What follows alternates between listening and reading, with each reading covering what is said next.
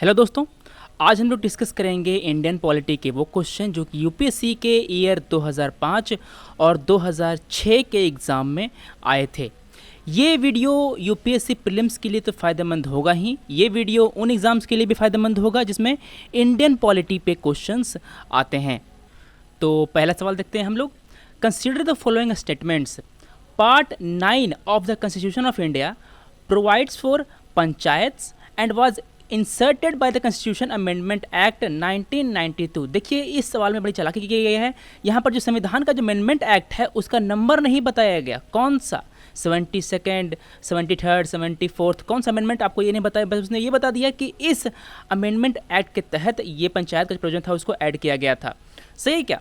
जी हाँ दोस्तों, ये सही है।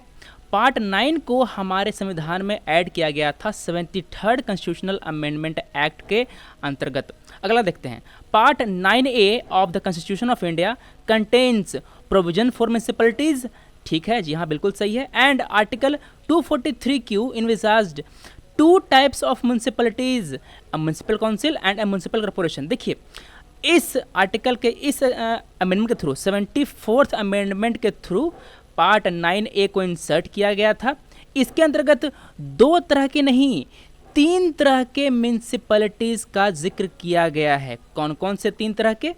देखिए, पहला है नगर पंचायत, दूसरा है म्यूनिसिपल काउंसिल और तीसरा है म्यूनिसिपल कॉरपोरेशन। जो म्यूनिसिपल कॉरपोरेशन जो होगा वो लार्ज अर्बन एरिया के होगा, जो म्यूनिसिपल काउंसिल होगा वो स्मॉल अर्बन एरिया के होगा, और जो नगर पंचायत होगा वो ट्रांजिशनल एरिया के होगा। मतलब कि अगर कोई एरिया रूरल से अर्बन की ओर ट्रांजिट कर रही है, ट्रांसफॉर्म कर रही है, तो इस एरिया में नगर पंचायत का गठन किया जाएगा।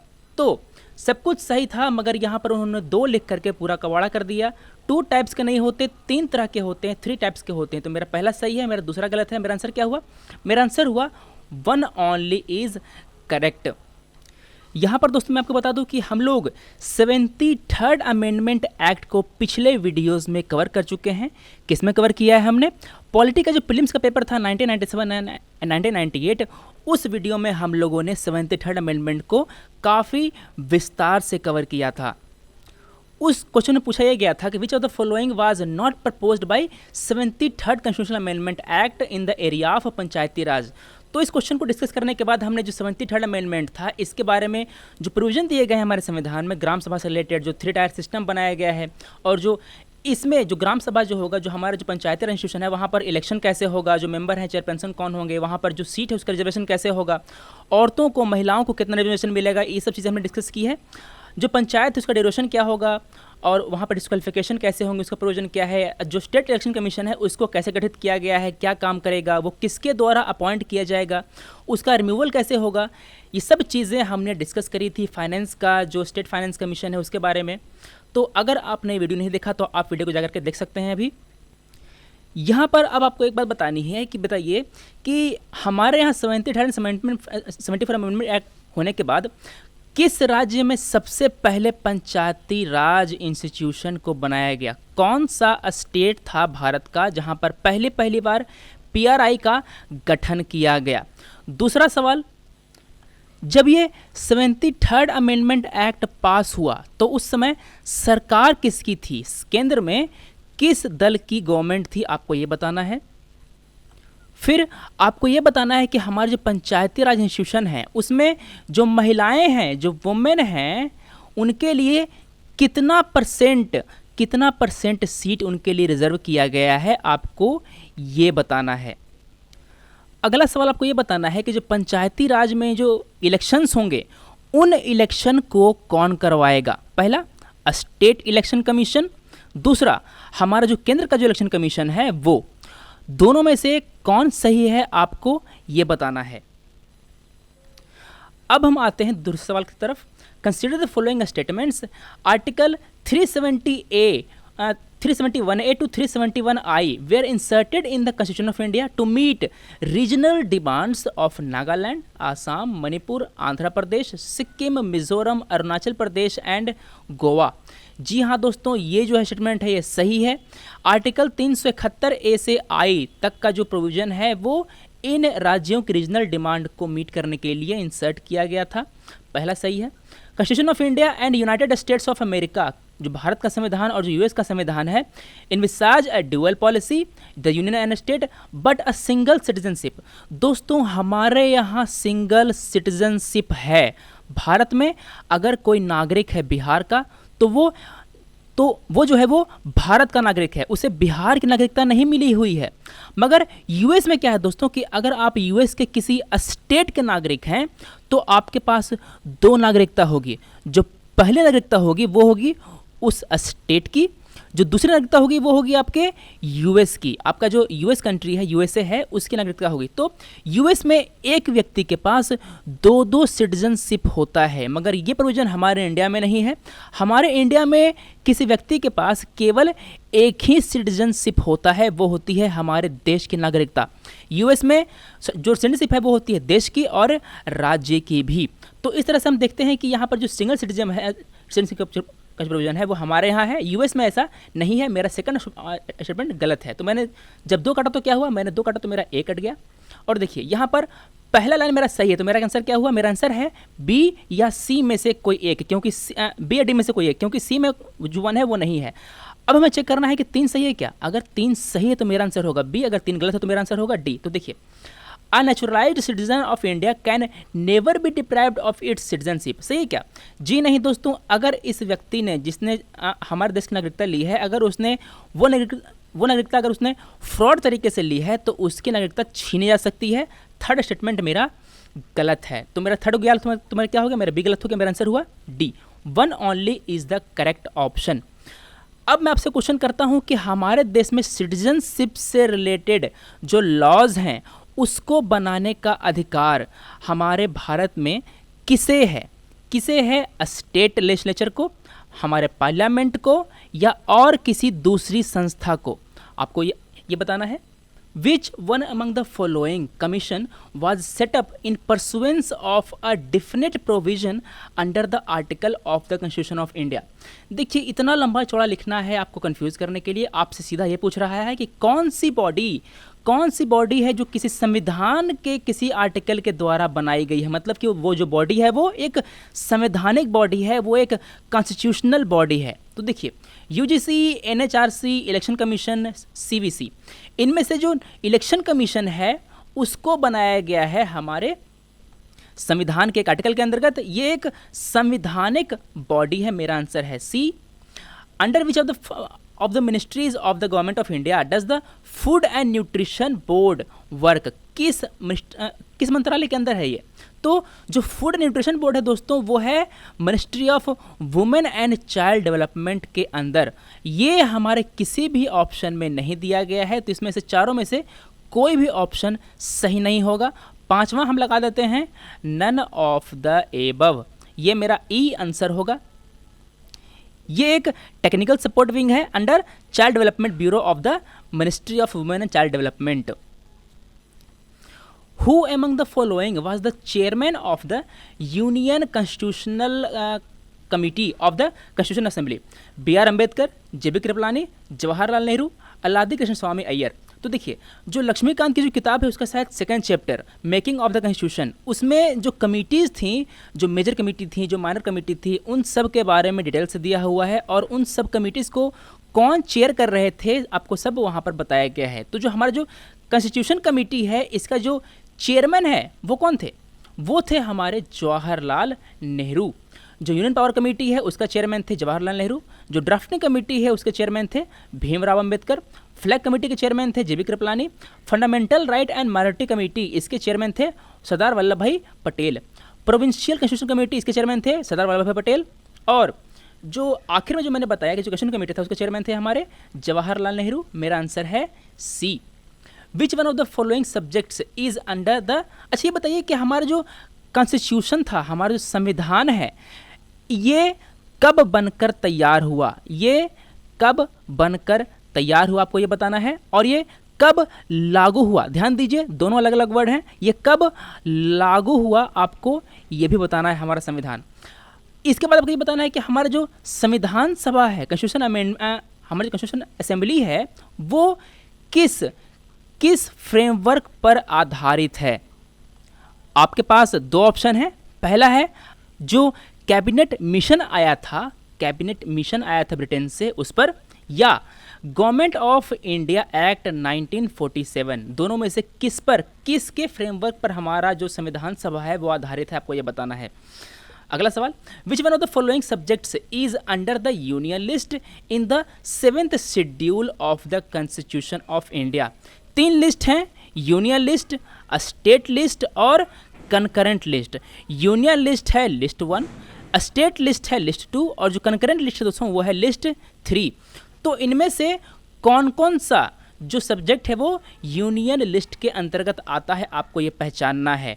Regulation of labour and safety, agriculture, fisheries, public health. तो देखिए, जो एग्रीकल्चर, फिशरीज और पब्लिक हेल्थ है ये तीनों आता है हमारे स्टेट लिस्ट में, और जो regulation of labour and safety in mines है एंड ऑइलफील्ड है ये आता है हमारे यूनियन लिस्ट में। तो मेरा आंसर क्या हुआ? मेरा आंसर हुआ ए।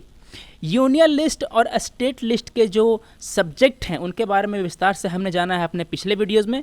पूरा पेज जो पूरा जो लिस्ट था उसका हमने अध्ययन किया था कि कौन सा जो सब्जेक्ट है वो यूनियन लिस्ट में है, कौन सा स्टेट लिस्ट में है। तो आप उन वीडियो को जाकर के देख सकते हैं। अगला सवाल है, Consider the following statements. Rajya Sabha alone has the power to declare that it would be in national interest for the parliament to legislate with respect to a matter in the state list. तो देखिए, कहना ये चाह रहा है कि parliament को state list में कानून बनाने की पावर दी जा रही है। कैसे दी जा रही है? राज्यसभा उसको ये पावर देगा। तो देखिए, स्टेट लिस्ट पर हमारा पार्लियामेंट 5 कंडीशन में लॉ बना सकता है। वो 5 एबनॉर्मल कंडीशन कौन कौन सी हैं? पहला, जब राज्यसभा एक रेजोल्यूशन पास करता है। दूसरा, जब उस जगह पे नेशनल इमरजेंसी लगी होती है। व्हेन 2 और मोर स्टेट, ध्यान दीजिए, 2 या 2 से ज़्यादा स्टेट पार्लियामेंट से एक ज्वाइंट रिक्वेस्ट करते हैं कि आप इस विषय पर कानून बनाइए हमारे लिए। तो देखिए, वो जो कानून होगा वो इन्हीं स्टेट पर जो रिक्वेस्ट कर रहे हैं ना उन्हीं पर केवल लागू होगा। When necessary to give affect to international agreement, treaties and convention, अगर भारत सरकार, अगर केंद्र सरकार कोई दूसरे देश से अगर कोई एग्रीमेंट करती है, कोई ट्रीटी करती है, कोई कन्वेंशन करती है, और वो कन्वेंशन, वो एग्रीमेंट तभी पूरा होगा जब वो स्टेट लिस्ट पर कानून बनेगा। मान लेते हैं कि इंडिया और इजराइल में एग्रीकल्चर पर कोई बहुत ही इंपॉर्टेंट एग्रीमेंट साइन हुआ, तो भारत सरकार ये काम कर सकती है कि देखिए, जो एग्रीकल्चर है वो क्या है? एग्रीकल्चर एक स्टेट सब्जेक्ट है, मगर भारत और इजराइल के बीच के जो एग्रीमेंट हुआ उसको पूरा करने के लिए अगर भारत सरकार चाहे तो इस स्टेट सब्जेक्ट पर भी कानून बना सकती है। मतलब जो पार्लियामेंट है वो इस स्टेट सब्जेक्ट पर कानून बना सकता है।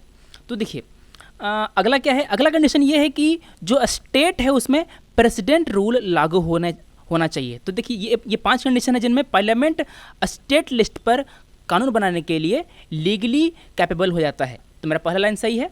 दूसरा देखिए, resolution approving the proclamation of emergency are passed only by the Lok Sabha.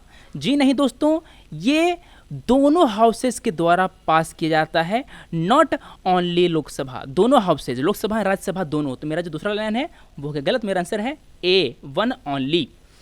आगे अगर कोई क्वेश्चन आएगा तो हम लोग जो दोनों इमरजेंसी हैं, जो प्रेसिडेंट रूल है और जो नेशनल इमरजेंसी है, हम लोग दोनों को डिस्कस करने की कोशिश करेंगे। देखिए, ये जो राज्यसभा वाला जो प्रोविजन है वो कहाँ है? राज्यसभा का जो प्रोविजन है वो हमारे संविधान के आर्टिकल 249, जो 249वां आर्टिकल है, उसका पहला क्लाउज, उसमें कहा गया है कि इफ़ काउंसिल ऑफ स्टेट, मतलब कि हमारा Rajya Sabha has declared by resolution, ध्यान दीजिए, by resolution, not less than 2/3 of the member present and voting, then parliament should make laws on any matter which is in the state list। देखिए, ये जो resolution pass होगा ना, इसी resolution में किस सब्जेक्ट पर कानून बनाने हैं वो मेंशन होगा। अगर राज्यसभा ये कहता है कि जो पार्लियामेंट है वो एग्रीकल्चर पर बना सकता है कोई लॉ, तो जो सब्जेक्ट इस रेजोल्यूशन में मेंशन है केवल उन्हीं पर लॉ बना सकता है हमारा पार्लियामेंट। अगर किसी पर बनाना है तो जो राज्यसभा है उसको दूसरा रेजोल्यूशन पास करना होगा। अगला सवाल है, consider the following, dispute with mobile cellular companies, motor accident cases, pension cases.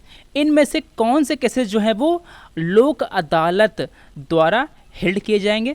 इनमें से किन केसेस में लोक अदालत जो है वो सुनवाई कर सकती है? 1 ओनली, 1 and 2, टू ओनली या ऑल थ्री।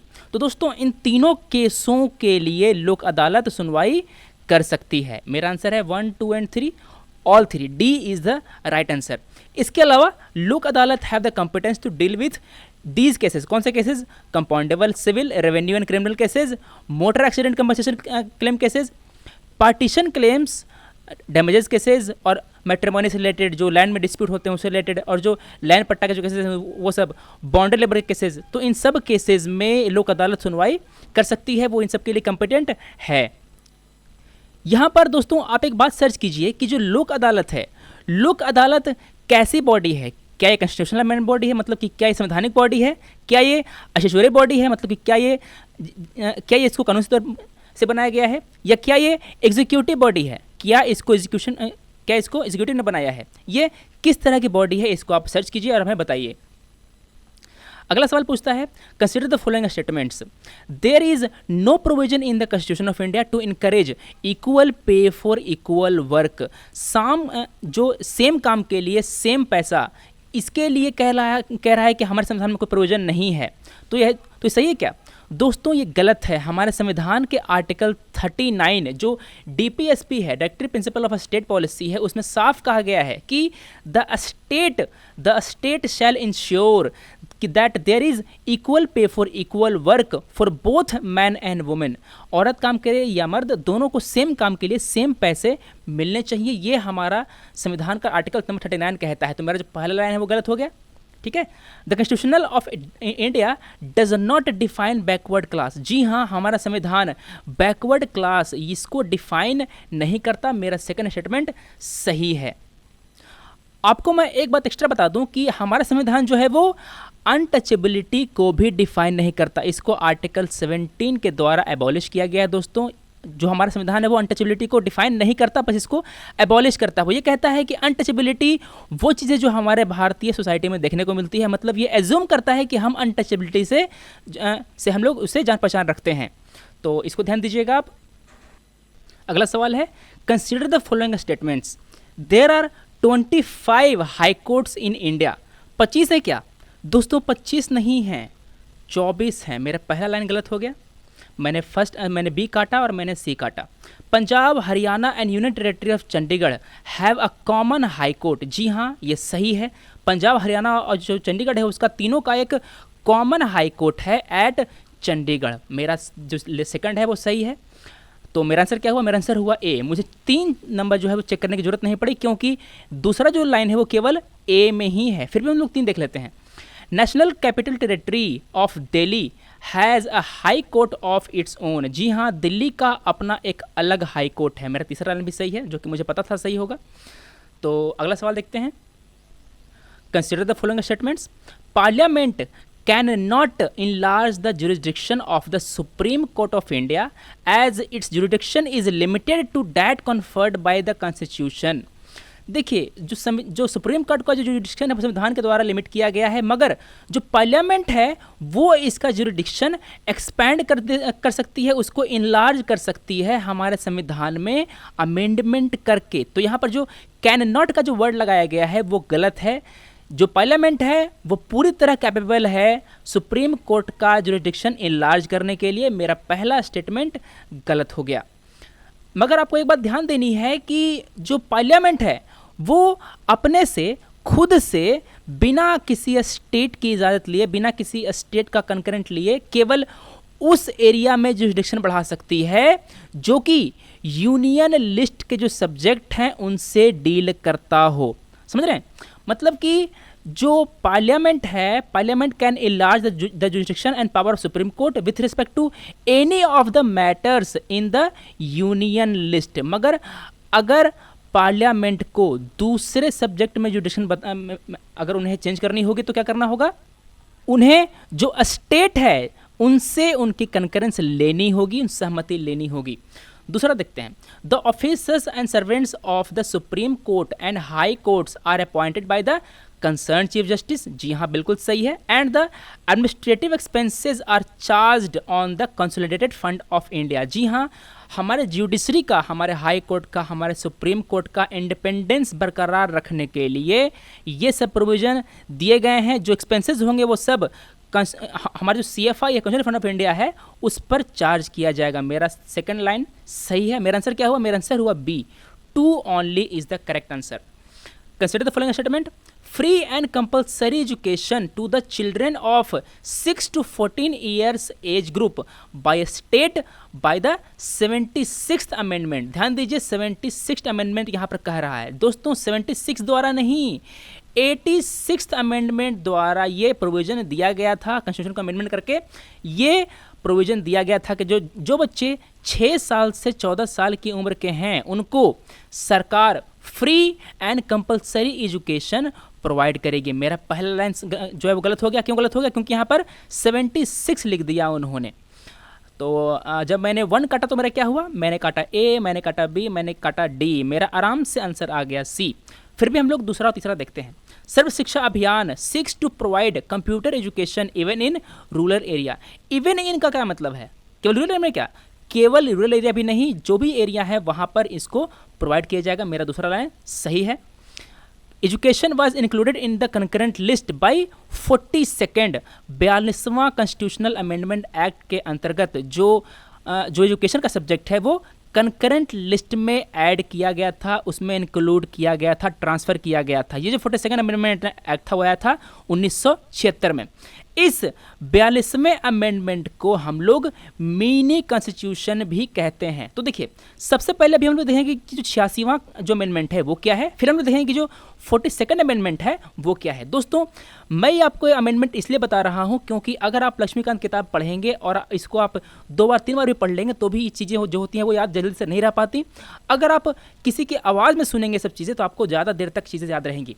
तो देखिए, 86th अमेंडमेंट 2002 के अंतर्गत जो एजुकेशन है, ध्यान दीजिए, एलिमेंट्री एजुकेशन, अगर कोई कहे कि एजुकेशन को बनाया गया फंडामेंटल राइट तो वो गलत होगा। जो एलिमेंट्री एजुकेशन है उसको बनाया गया फंडामेंटल राइट। एजुकेशन के अंतर्गत एलिमेंट्री भी आता है और हायर एजुकेशन भी आता है। हमारे यहाँ हायर एजुकेशन फंडामेंटल राइट नहीं है, आप ध्यान दीजिए। जो एलिमेंट्री एजुकेशन है वो हमारे यहाँ फंडामेंटल राइट है। इस अमेंडमेंट एक्ट के अंतर्गत एक आर्टिकल 21A इंसर्ट किया गया था जो कहता है द स्टेट, स्टेट का मतलब क्या? स्टेट का मतलब सरकार, shall provide free and compulsory education to all children. ध्यान दीजिए, ऑल चिल्ड्रेन, नो, उनको जो है वो रिलीजन, कास्ट, सेक्स इन सब पर उन्हें डिस्क्रिमिनेट नहीं किया जाएगा। Of the age of 6 to 14 years, जो बच्चे 6 से 14 साल के बीच के होंगे उनको ये प्रोविजन दिया जाएगा, उनको फ्री एंड कंपल्सरी एजुकेशन दिया जाएगा in such manner as the state में डिटरमाइन। अब वो एजुकेशन कैसे दिया जाएगा वो सरकार तय करेगी। पहला अमेंडमेंट किया गया ये। दूसरा अमेंडमेंट किया गया हमारे DPSP में, directive principle of state policy में, जो आर्टिकल 45 है उसको चेंज किया गया। अब जो चेंज है, जो नया वाला आर्टिकल है 45, वो ऐसे पढ़ता है, the state shall endeavour to provide early childhood care and education for all children until they complete the age of 6 year. मतलब कि 0 ईयर से 6 ईयर इस बच्चे की देखभाल करने की जिम्मेदारी होगी सरकार की। ध्यान दीजिए, सरकार की जिम्मेदारी होगी, मगर कोई उसे इन्फोर्स नहीं कर सकता। अब जब बच्चा 6 साल से बड़ा हो जाए, 6 साल से 14 साल का रहे, तो उसके जो पढ़ाई लिखाई की जिम्मेदारी, उसका जो एलिमेंट्री एजुकेशन है उसकी जिम्मेदारी सरकार लेगी। ये बच्चे का फंडामेंटल राइट होगा। अब जो तीसरा चेंज किया गया फंडामेंटल ड्यूटी में, मतलब कि जो 51A था उसको ऐड किया गया। ये कहता है it shall be the duty of every citizen of India who is a parent और a guardian to provide opportunity for education to his child or ward between age of 6 to 14 year. वो अपने बच्चे को school भेजे, जो सरकार ने जो व्यवस्था की है पढ़ाई के लिए उसको वहाँ पर दाखिला कराए। ये सब उस नागरिक का फंडामेंटल ड्यूटी होगा। तो ध्यान दीजिए, 86th अमेंडमेंट के तहत आपका फंडामेंटल राइट ये चेंज किया गया, directive principle of state policy ये चेंज किया गया, और जो फंडामेंटल ड्यूटी है तीनों को चेंज किया गया। तो अगर कोई क्वेश्चन आए भविष्य में कि 86th अमेंडमेंट के द्वारा क्या क्या चेंज किया गया, तो आपको आराम से बताना है fundamental right, fundamental duty and directive principle of state policy. तो हमने पढ़ा 86 अमेंडमेंट। अब आ रही आती है हमारे 42nd अमेंडमेंट की, which was the most comprehensive amendment made so far to the constitution, that's why it is called mini constitution. इसने जो स्वर्ण सिंह कमेटी की रिकमेंडेशन थी उसको इफेक्ट देने के लिए इसको इनेक्ट किया गया था। इन्होंने हमारे प्रियम्बल में उन्होंने 3 नए वर्ड डाले। कौन कौन से 3 नए वर्ड डाले? Socialist, secular, integrity. तो अगर आपसे कोई पूछे, आपको ये लाइन पढ़वाए और पूछे कि भैया ये बताओ कि अगर हमारे प्रियम्बल में ये सेकुलर वर्ड जोड़ा गया तो क्या पहले हमारा संविधान सेकुलर नहीं था? जी नहीं दोस्तों, हमारा संविधान पहले भी सेकुलर था। वो इम्प्लिसिटली सेकुलर था, मतलब कि आपको कहने की ज़रूरत नहीं थी कि हम सेकुलर हैं। इस वर्ड को इस्तेमाल करके, इस वर्ड को इंसर्ट करके, सेकुलर के वर्ड को इंसर्ट करके संविधान ने एक्सप्लिसिटली जता दिया कि जी हाँ, हमारा संविधान सेकुलर है, आपको डाउट करने की ज़रूरत नहीं है। इस अमेंडमेंट एक्ट के अंतर्गत, 42nd अमेंडमेंट एक्ट के अंतर्गत जो फंडामेंटल ड्यूटीज़ थी वो ऐड किया गया। पार्ट 4A इसको हमारे संविधान में ऐड किया गया। इसमें एक बात और कही गई कि जो प्रेसिडेंट है वो कैबिनेट के काउंसिल ऑफ मिनिस्टर्स के जो एडवाइस होंगे उसके द्वारा वो बाउंड होंगे। देखिए काम कैसे करता है। ये है हमारा काउंसिल ऑफ मिनिस्टर, ये है हमारा प्रेसिडेंट। तो काउंसिल ऑफ मिनिस्टर का काम क्या है? ये प्रेसिडेंट को देता है एडवाइस और प्रेसिडेंट इस एडवाइस के अनुसार काम करता है। तो देखिए अब क्या होगा। ये है काउंसिल ऑफ मिनिस्टर, इसने एक एडवाइस दी हमारे राष्ट्रपति को। राष्ट्रपति को ये एडवाइस पसंद नहीं आई, उन्होंने इस एडवाइस को रिकंसिडर करने के लिए कहा। अब काउंसिल ऑफ मिनिस्टर के पास 2 उपाय हैं। या तो वो अपने एडवाइस को रिकंसिडर करे और उसको फिर से प्रेसिडेंट के पास भेजे, या उस एडवाइस को बिना रिकंसिडर किए जैसा था वैसा ही राष्ट्रपति के पास दोबारा भेज दे। तो अगर ये एडवाइस दोबारा हमारे राष्ट्रपति के पास जाएगा, देखिए वो जो एडवाइस होगा वो चेंज हो सकता है अगर फिर से कंसिडर किया हो, वो सेम हो सकता है अगर उसको फिर से कंसिडर नहीं किया हो। तो जैसा भी हो, अगर वो एडवाइस दोबारा आता है हमारे राष्ट्रपति के पास तो राष्ट्रपति उस एडवाइस को दोबारा नहीं लौटा सकते। अब उनको वो एडवाइस मानना ही पड़ेगा। ध्यान दीजिए, हमारे राष्ट्रपति हमारे काउंसिल ऑफ मिनिस्टर को केवल एक ही बार उस एडवाइस को रिकंसिडर करने के लिए कह सकते हैं। अगर वो एडवाइस उनके पास दोबारा पेश की जाए तो वो उनको रिकंसिडर करने की पावर नहीं है, उनको वो एडवाइस मानना ही होगा। वो बाउंड होंगे by the advice of the cabinet. इसके अलावा कुछ और चीज़ें हैं। हमें देखना था कि जो डीपीएसपी के है, डीपीएसपी के अंतर्गत 3 नई चीज़ें ऐड की गई थी। Equal justice and free legal aid, participation of worker in the management of industries, ये एक सोशल चीज़ है जो हमारे संविधान में ऐड की गई है। Protection of environment, forest and wild life. अब आइए हमारे जो क्वेश्चन है उसके काम की बात। इस 42nd अमेंडमेंट एक्ट के अंतर्गत जो 5 सब्जेक्ट हैं उनको स्टेट लिस्ट से कंकरेंट लिस्ट में ट्रांसफ़र किया गया। कौन कौन से?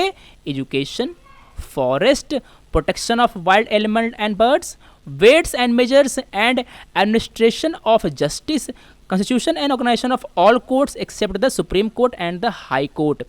इन 5 सब्जेक्ट को फ्रॉम स्टेट लिस्ट से कंकरेंट लिस्ट में ट्रांसफ़र किया गया। इसका मतलब ये है कि जो भी सब्जेक्ट हमारे कंकरेंट लिस्ट में है उस पर हमारा पार्लियामेंट और उस पर हमारा स्टेट दोनों कानून बना सकता है।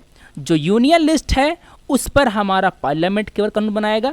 अगर कोई सब्जेक्ट हमारे स्टेट लिस्ट पर है तो उस पर हमारा स्टेट कानून बनाएगा, मगर हमारा पार्लियामेंट भी उस पर कानून बना सकता है 5 कंडीशन में। वो 5 कंडीशन कौन थी मैंने आपको इसी लेक्चर में कुछ देर पहले डिस्कस किया है विस्तार से। आगे भी हम अगर उस पर कोई सवाल आए तो हम लोग डिस्कस करेंगे। तो इसका आंसर क्या था? इसका आंसर है हमारा सी, 2 और 3। ये जो दोनों 2 और 3 है वो दोनों सही हैं। अगला सवाल है, who was the chief justice of India when public interest litigation PIL was introduced to the Indian judicial system?